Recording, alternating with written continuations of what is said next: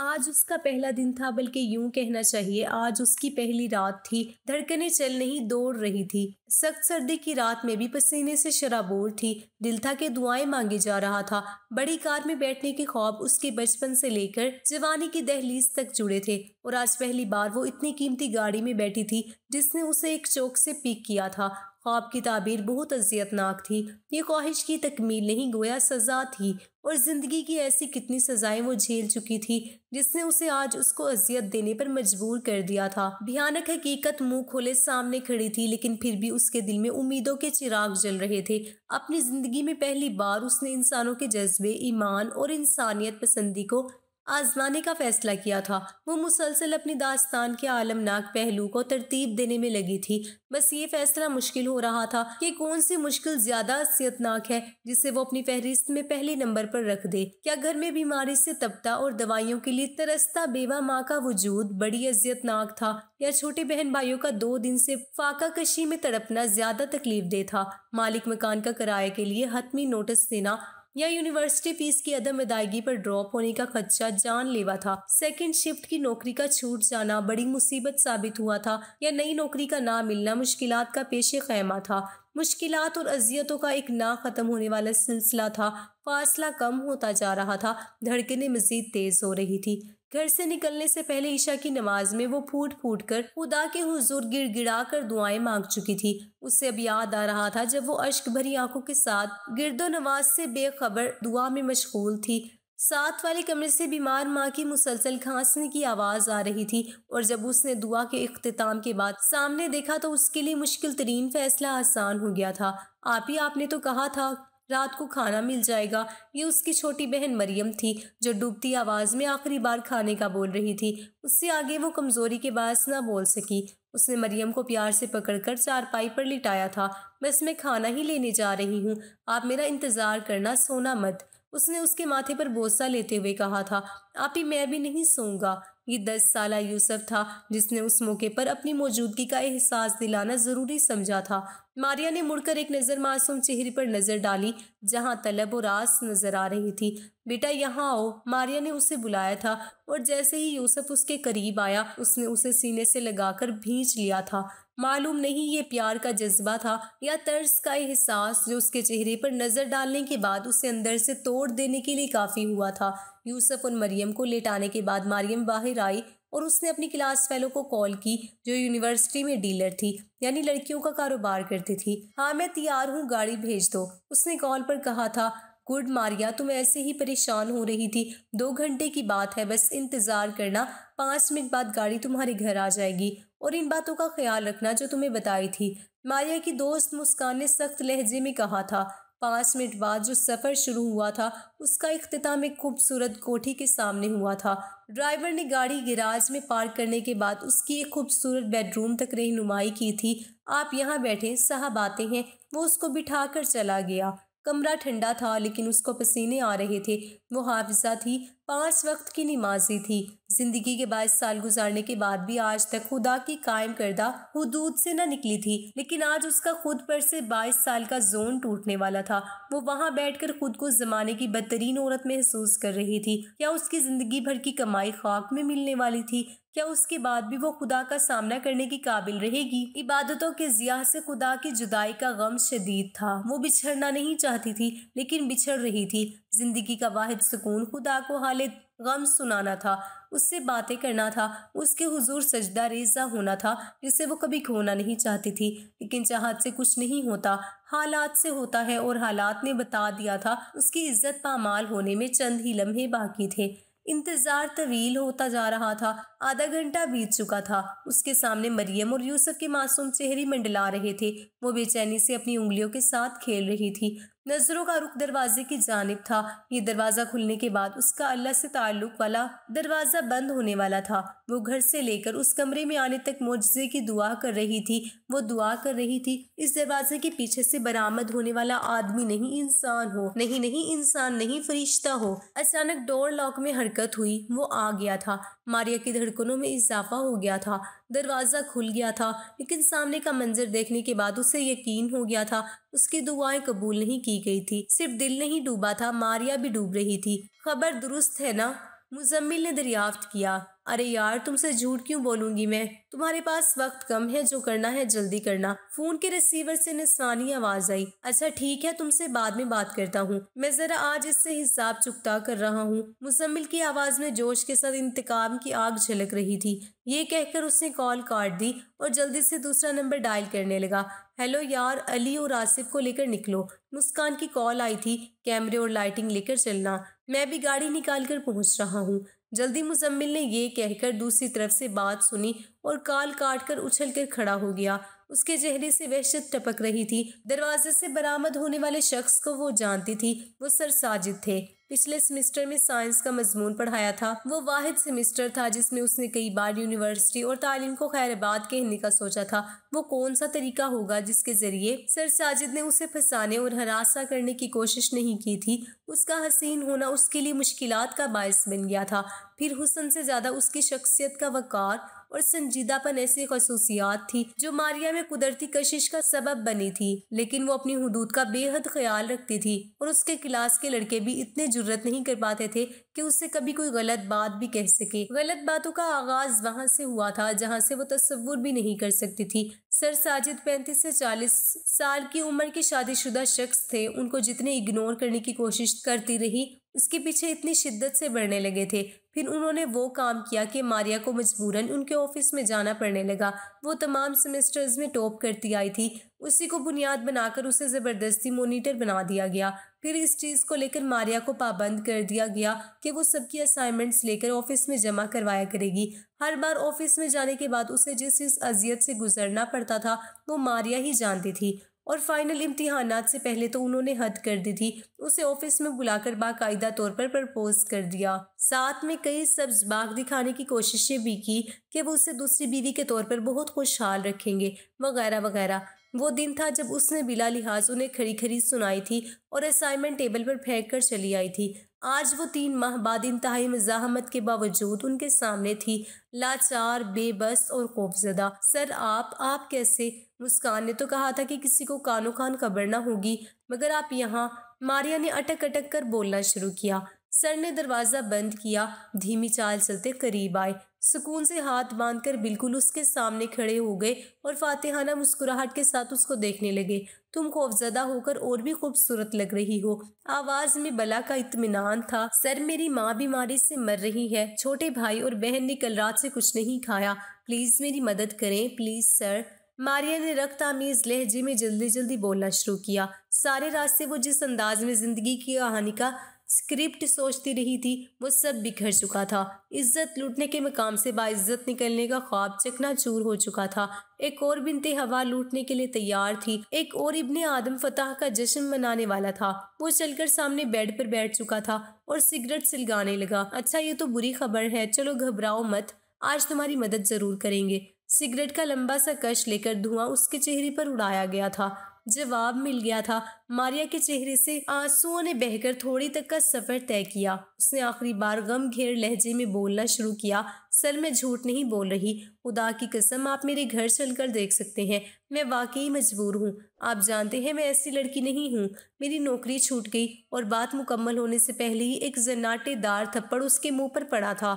मैं यहाँ तेरे घर के हालात सुनने नहीं आया। तूने क्या समझ लिया था कि साजिद को इनकार करना आसान है? मेरे लिए कुछ नामुमकिन नहीं है। मैं तुझे इज्जत की रोटी दे रहा था और देख तूने क्या जिल्लत की रोटी का इंतखाब किया है। बड़ा नाज था अपनी पारसाई का। अब ये रोना धोना बंद कर, वरना खाली हाथ जाएगी। वो सर नहीं थे। उसने आज रात किसी फरिश्ते की दुआ मांगी थी। उसे फरिश्ता क्या, इंसान भी नहीं मिला था। सामने बैठा आदमी नहीं, दरिंदा था। सर, अल्लाह की पकड़ से डरे, आप तो मुसलमान हैं ना। फिर भी उसके रोने में शिद्दत आ चुकी थी, अपनी बेबसी पर, हालात पर। जवाब में एक बुलंद कहका बुलंद हुआ था, ये अपने कब्र के आजाब के किस्से मुझे मत सुनाओ।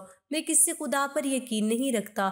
यहाँ तुम्हारा मजहबी मंजन नहीं बिकेगा। आवाज में राव न थी। प्लीज सर, वो बोलने लगी थी कि सर ने उसके बालों को मजबूती से मुट्ठी में जकड़ लिया। दर्द के मारे उसकी चीख निकली थी। बोला ना, अपनी ये राम कहानी बंद करो। सर साजिद भेड़िया जैसी आवाज में बोल रहे थे। मारिया उसके हाथों में तड़प रही थी। उसकी इल्तिजा में कमी आने लगी थी। मारिया ने जान लिया था कि ये उसकी तकदीर है, वो तकदीर से नहीं लड़ सकती। एक और बिनते हवा हालात से समझौते के लिए तैयार थी। सर, आप जो कहेंगे मैं करने के लिए तैयार हूँ। मुझे आज रात पैसे चाहिए। 2 नन्ही जानों से किया वादा मेरे कंधों पर ऐसा बोझ है कि मैं आपकी गिरफ्त से निकलना भी चाहूँ तो नहीं निकल सकती। मारिया ने सर नीचे किए गमनाक लहजे में कहा। जवाब में सर साजिद ने एक अजीब मुस्कुराहट के साथ उसकी थोड़ी को उंगली से ऊपर किया था। तुम्हें मुझसे बचा भी कौन सकता है? मारिया को लगा सर ठीक ही कह रही हैं। जो बचा सकता था उससे वो खैर मांग चुकी थी। बदले में सर की शक्ल में उसे शर्म मिल रहा था। बस सर, मेरी एक दरख्वास्त है, इस बात की खबर किसी को नहीं होनी चाहिए। मैं ये सब इंतहाई मजबूरी में कर रही हूँ। ये बात किसी को पता लगी तो इस माशरे ने मुझे जीने नहीं देना। वो लोग जो अपनी बेटियों को मेरी मिसालें देते हैं, उनका मान टूट जाएगा, और सिर्फ मान ही नहीं, ईमान भी टूट जाएगा। मैं नहीं चाहती मेरी जात की गंदगी मेरे मजहब के लिए दाग बनकर रह जाए। मारिया को अब भी खुदा का ख्याल था। सर ने उसकी आंखों में आंखें डाल ली। क्या याद करोगी, वादा रहा। अचानक बाहर से शोर की आवाज बुलंद होने लगी। सर जल्दी से खड़े होकर दरवाजे की जानिब बढ़ने ही लगे थे कि दरवाजा एक धमाके के साथ खुला। कमरे में तेज रोशनी का सैलाब आया जिसका फोकस मारिया और सर थे। अली, कैमरा ऑन कर। इस हरामी इंसान को आज बताता हूँ मुझसे पंगा लेने का अंजाम क्या होता है। लड़की को भी फोकस कर। आसिफ, तू बाहर खड़ा हो, देख कोई आए ना यहाँ। मुजम्मिल अपने 3 साथियों समेत आ चुका था। साजिद ने आगे बढ़ने की कोशिश की लेकिन एक जोरदार थप्पड़ खाकर पीछे बेड पर गिरा था। ये मुजम्मिल का हाथ था। अरे रुको रुको, ये तो मारिया है। ये यहाँ कैसे? ये उसका क्लास फेलो अली था जिसने हाथ में टॉर्च थाम रखी थी और इंतहाई हैरत भरे लहजे में उसके आंसू से तर लहजे को देख रहा था। कैसे मतलब? यहाँ एक ही काम के लिए इसको भेजा गया है और ये हरामजादी इसी काम के लिए यहाँ आई है।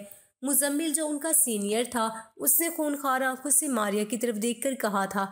नहीं यार, मैं मारिया को जानता हूँ, वो ऐसी हरगिज नहीं थी। मारिया, तुम बताओ यहाँ क्या कर रही हो? अली ने मुजम्मिल को जवाब देकर बराह रास्त मारिया से सवाल किया था। मारिया ने आंसू से तर चेहरे को उठाकर अली की तरफ देखा।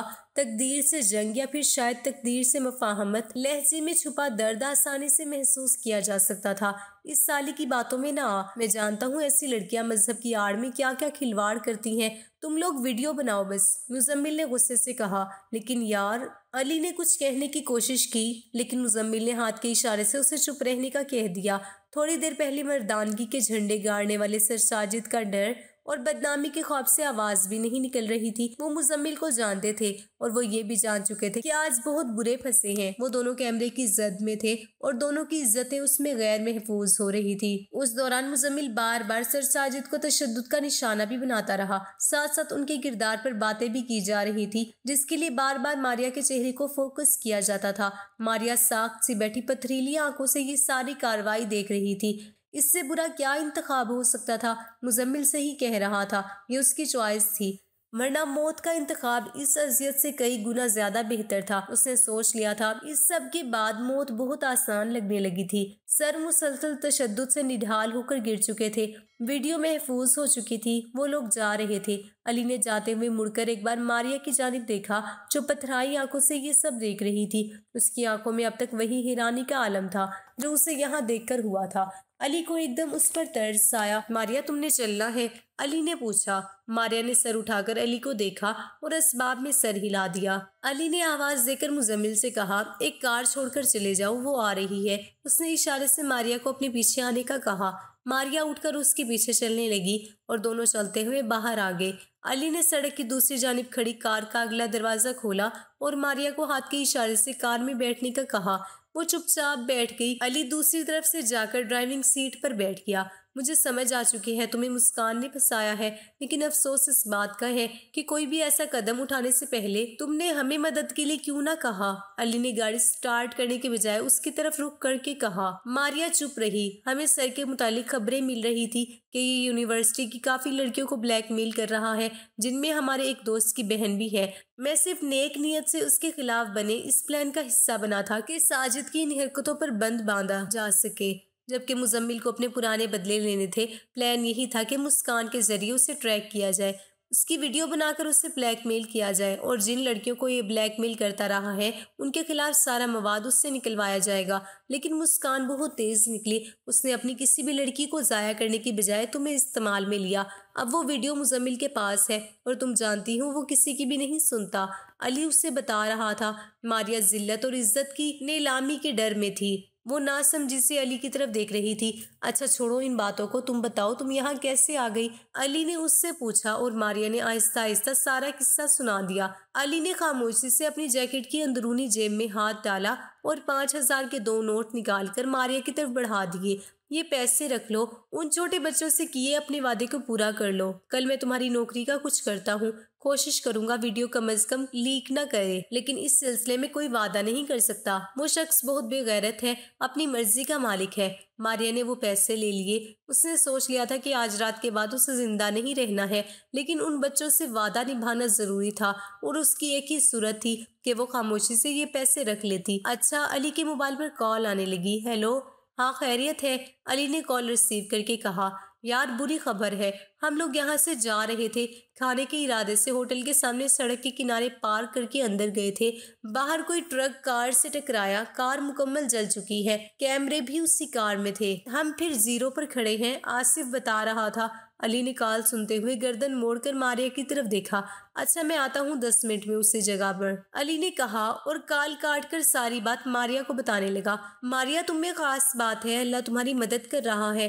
पहले सर से बचाने के लिए हम लोगों को भेज दिया, फिर तुम्हारी माली मदद के लिए मुझे यहाँ रोक दिया और आखिरी वो वीडियो सबूत है जिन्हें जलाकर राख कर दिया गया है। यूं लगता है जैसे अल्लाह तुम्हें खोना नहीं चाहता, वो तुम्हारे मामले में बेनियाजी नहीं बरत रहा। तुम जैसा होना मर्तबे की बात है। अली बोल रहा था जबकि मारिया कांप रही थी। अल्लाह की अताओं पर, उसकी मदद पर, उसके कुन फयाकुन पर वो कुछ देर पहले अपनी दुआओं की आदम कबूलियत का सोग मना रही थी। अल्लाह से दिल ही दिल में शिकवे कर रही थी। अब उसे समझ नहीं आ रही थी कि वो शुक्र कैसे अदा करे। वो अपने अंदाज में उसकी मदद कर रहा था, लेकिन वो नासमझी में उससे बदगुमान हो रही थी। वो कार का दरवाज़ा खोलकर बाहर आ गई। अरे कहाँ जा रही हो? अली भी ड्राइविंग सीट का दरवाज़ा खोलकर बाहर आ गया, लेकिन कार के गिर्द घूमकर जब वो दूसरी तरफ आया वहां का मंजर हैरत अंगेज था। मारिया उसी सड़क पर सजदा रेज़ा थी, आंसू थे कि रुक नहीं रहे थे। अली उसके सर उठाने का इंतजार करता रहा। एक और बात है मारिया, जैसे ही मारिया ने सर उठाकर भीगे चेहरे के साथ अली को देखा, अली ने उसकी आंखों में आंखें डालकर कहा, तुम्हें अल्लाह नहीं खोना चाहता और आज मैं तुमसे वादा करता हूँ कि मैं भी तुम्हें कभी खोने नहीं दूंगा। तुम मेरे लिए पहले भी बहुत मुतासिर कुन थी, लेकिन आज मुझे तुमसे अकीदत हो गई है। बेफिक्र रहो, आज रात की सब बातों पर तुम्हें कुछ सुनना नहीं पड़ेगा। मैं तुम्हारे आगे सीसा पिलाई दीवार बन जाऊंगा, ये मेरा वादा है। बस तुम मुझे इनकार मत करना। अली जज्बाती अंदाज में कह रहा था। मारिया ने असबाब में सर हिलाया और आसमान की तरफ देखने लगी। बिनते हवा मुस्कान भी थी, बिनते हवा मारिया भी, आदम का बेटा सर साजिद भी थे जो उसकी इज्जत लूटने के दर पर था, और एक और इब्ने आदम उसके सामने खड़ा था जो उसकी इज्जत का मुहाफिज बनना चाह रहा था। उसके जहन में बार बार एक ही आयत गूंज रही थी, फबी आलाही रब्बिकुमा तुकज़्ज़िबान। माँ बाप की वफात के बाद मैं मामू के घर रहने लगी थी। मैं पढ़ी लिखी लड़की थी, जिसकी वजह से मुझे एक ऑफिस में प्राइवेट जॉब मिल गई थी। उसी ऑफिस में एक यासिर नामी लड़का भी जॉब करता था, जिससे मेरी दोस्ती हो गई। यासिर बहुत ही अच्छा लड़का था, वो मुझे पसंद भी करने लगा था। वक्त गुजरने के साथ साथ हम दोनों एक दूसरे को चाहने लगे। फिर एक दिन ऑफिस में मेरे साथ जो वाकया पेश आया था वो मैं सोच भी नहीं सकती थी। सर काशिफ ने मुझे अपने कमरे में बुलाया और अलमारी में से एक फाइल निकालने को कहा। जब मैं अलमारी की तरफ बढ़ी तो मुझे किसी ने पीछे से छूने की कोशिश की। मैंने पीछे मुड़कर देखा तो मेरे सर पर आसमान टूट पड़ा, क्योंकि वो सर काशिफ ही थे। मैंने जल्दी से उनके मुंह पर एक जोरदार थप्पड़ मार दिया। बस वो मेरा ऑफिस में आखिरी दिन था। नौकरी खत्म होने के बाद भी यासिर मुझसे राब्ते में रहा और मुझसे कहता रहता कि मैं तुझे अपनाना चाहता हूँ। मैंने उससे कहा कि तुम्हें मेरे मामू से बात करनी पड़ेगी, आखिरी फैसला तो मामू ही करेंगे। खैर, उसके घर वाले मामू से मेरा हाथ मांगने के लिए आ गए। मामू चाहे जैसे भी थे, लेकिन जब उन्होंने एक अच्छा रिश्ता देखा तो मेरे सर पर हाथ रखकर घर से रुखसत कर दिया। यासिर ने शुरू के दिनों में मेरा बहुत ख्याल रखा था और मुझे यूं महसूस होता था जैसे मैं दुनिया की खुशनसीब तरीन लड़की हूँ। मगर कुछ ही महीनों बाद उसका लहजा तल्ख होता गया और मुझे हर वक्त फारिग होने के ताने देना शुरू हो गया कि महंगाई बढ़ रही है, बीवी को भी शोहर का हाथ बटाना चाहिए। मैंने मुख्तलिफ जॉब के लिए अप्लाई करना शुरू कर दिया मगर जॉब कहीं ना मिल सकी। यासिर अब मुझ पर तशद्दुद करने लगा, कहने लगा कि फलाह की बीवी इतनी अच्छी जॉब कर रही है, तुम बिल्कुल बेकार औरत हो जो घर में सिर्फ रोटियां तोड़ सकती हो। फिर एक दिन हमारी पड़ोसन हमारे घर आई जिसके कपड़े और जेवर देखकर मैं हैरान रह गई। मैं जानती थी कि उसके शोहर का एक मामूली सा करियाने का स्टोर था। मैंने पड़ोसन से कहा कि अगर बुरा ना मानो तो एक बात पूछूं। उसने कहा कि पूछो, क्या बात है। मैंने कहा कि तुम्हारे पास इतने महंगे कपड़े और जेवरात कहाँ से आए हैं। उसने कहा कि ये सब मेरी फ्रेंड्स की बदौलत है। मैं एक वेबसाइट पर अपनी फ्रेंड्स और दोस्तों से गपशप करती हूँ, इसका मुझे पैसा मिलता है। मैं उसकी बात सुनकर हैरान हो गई और उससे कहा कि मुझे भी इस काम के बारे में बता दो। उसने कहा कि हाँ क्यों नहीं, मैं तुम्हें सब कुछ समझा दूंगी, मगर एक बात याद रखना कि इस वेबसाइट पर अपनी फ्रेंड्स का ख्याल रखना पड़ता है, उनकी हर बात माननी पड़ती है। काफ़ी सारी बातचीत के बाद मैंने भी उस वेबसाइट पर अपने आप को रजिस्टर करवा लिया। मैं निकाब में लोगों के सामने आती मगर कोई मुझ में दिलचस्पी ना लेता। मेरा कोई फ्रेंड नहीं बन रहा था और ना ही कुछ कमाई हो रही थी। फिर उस औरत ने मुझसे कहा कि कुछ पाने के लिए कुछ खोना भी पड़ता है, अपनी फ्रेंड्स की मर्जी के मुताबिक कपड़े पहना करो, फिर अपनी कमाई देखो। अब मैं मुख्तलिफ रूप में लोगों के सामने आना शुरू हो गई। कभी वो खड़ा होने को कहते, कभी कोई फरमाइश करते। मैं उनकी हर फरमाइश पूरी कर रही थी। मैं एक दलदल में धंसती जा रही थी जिसका मुझे अंदाज़ा नहीं था। आहिस्ता आहिस्ता एक ऐसा वक्त भी आ गया कि मुझे अपने कपड़े उतार कर लोगों के सामने आना पड़ा। मैं अपनी शनाख्त जाहिर नहीं करती थी और अपना चेहरा रुमाल से ढांप लेती थी। एक दिन उसी वेबसाइट पर एक आदमी मुझसे मुख्तलिफ फरमाइशें करने लगा। मैं फरमाइशें पूरी करती रही और मेरा रेट बढ़ता चला गया। उसने कहा कि अगर चेहरे से रुमाल हटा दो तो 5 लाख दूंगा। ये रकम बहुत ज़्यादा थी। यासिर के ताने मुझे याद आने लगे। मैंने यासिर को बता रखा था कि मैं ऑनलाइन जॉब करती हूँ, मगर ये नहीं बताया था कि कौन सी जॉब करती हूँ। जब उस आदमी ने मेरे अकाउंट में 5 लाख डाल दिए तो मैंने चेहरे से रुमाल हटा दिया। फिर उसने पीछे से आवाज़ दी कि यासिर ज़रा माल चेक करो, जल्दी आओ। यासिर अचानक कैमरे के सामने आ गया और मुझे अपने आप को छुपाने का मौका भी ना मिल सका। चैट पर यासिर का दोस्त था, ये मुझे बिल्कुल मालूम नहीं था। मैंने लैपटॉप बंद किया, बैग उठाया और घर से चली गई। मैं ये सोचकर घर से चली गई कि यासिर अब मुझे कबूल कैसे करेगा और हो सकता था कि मुझे जान से ही मार देता। मैं वो शहर छोड़कर चली गई। मुझे घर से भागे हुए 3 साल हो चुके हैं। मैं एक किराए के मकान में रहती हूँ और मजबूर होकर उसी वेबसाइट पर काम कर रही हूँ, वरना बाहर भीख मांगना पड़ेगी। मैं नहीं जानती कि यासिर ने मुझे तलाश किया होगा या नहीं, मगर मैं इतना ज़रूर जानती हूँ मेरी ज़िंदगी की तबाही का जिम्मेदार यासिर ही था। मर्द का काम औरत को कमा कर देना है, जबकि औरत का काम घर को ही संभालना होता है। यासिर एक लालची शख्स था जिसने सबके सामने मुझे अपने जिस्म की नुमाइश करने पर मजबूर कर दिया था। मज़ीद इस तरह की अच्छी अच्छी कहानियाँ और वाक़यात सुनने के लिए हमारे चैनल को सब्सक्राइब करें।